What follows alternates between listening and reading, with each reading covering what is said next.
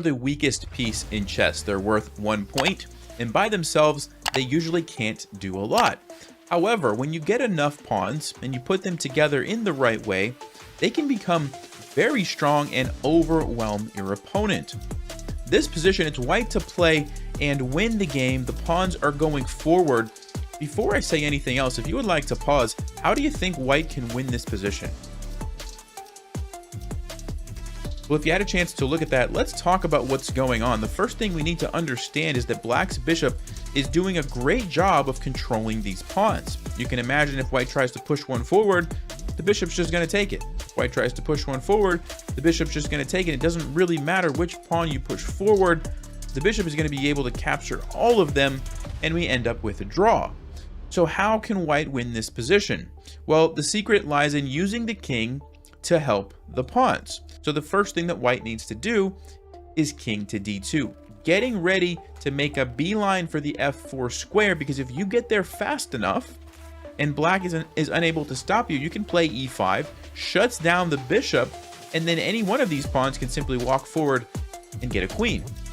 However, black of course knows what white is trying to do, and so black makes a king move as well.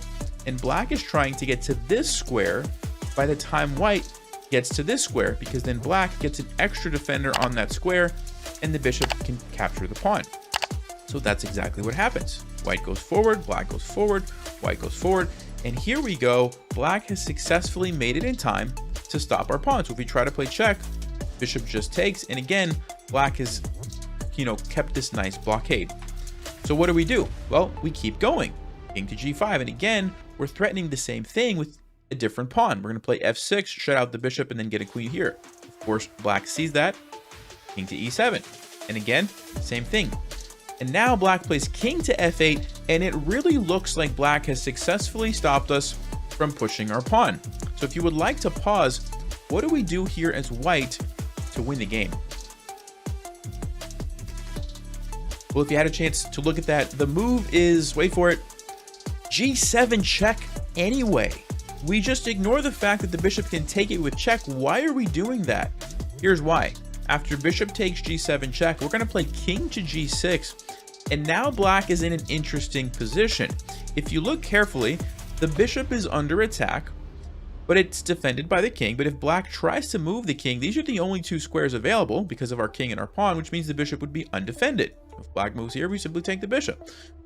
So black cannot play a king move, and they're actually severely limited in the bishop moves they can play. Don't want to go here, we just take it. And if they try to move, like let's just say to e5 or any of these squares, we're going to play the move f6, shutting off the bishop, and now this pawn is going to become a queen, and black can't stop it. So because of that, black only has one option, bishop to h8.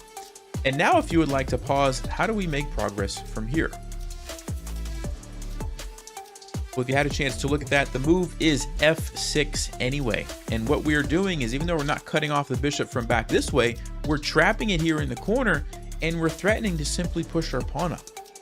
And the only thing black can do is move back and forth, right? If they go here, we take it.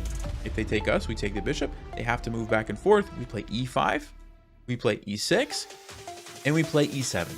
And the timing works out just right so that the king is forced to go away. We bring our king up, and we get a queen next move. There's no way for black to stop this from happening. Well, if you enjoyed this puzzle, I have dozens and dozens and dozens of similar types of puzzles that are very clever, very satisfying to see the solution. So make sure you subscribe, turn on that notification bell so you don't miss those, and I'll see you guys next time. As always, thanks for watching. Stay sharp, play smart. Take care.